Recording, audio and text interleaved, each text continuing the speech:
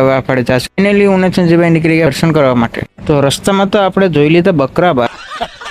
સંજયભાઈ આગતા હતા, ગાડી 100ની સ્પીડે જતી હતી ભાઈ।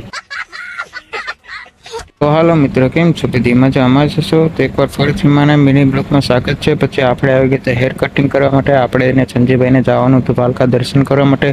તો ચાલો હેર કટિંગ કરાવી લઈએ આપણે। કંઈ નહીં, આપણે હેર કટિંગ કરાવી લઈએ પછી મળીએ। ફાઇનલી આપણે હેર કટિંગ થઈ ગયા છે। હવે આપણે જાશું ફાઇનલી હું સંજયભાઈ નીકળી ગયા પાલકા દર્શન કરવા માટે। તો રસ્તામાં તો આપણે જોઈ લીધા બકરાબા। ભાઈ રસ્તામાંથી આપણે લઈ લીધા મોહિતભાઈ ને ભાઈ આપણે સંજયભાઈ આગતા હતા, ગાડી 100ની સ્પીડે જતી હતી ભાઈ।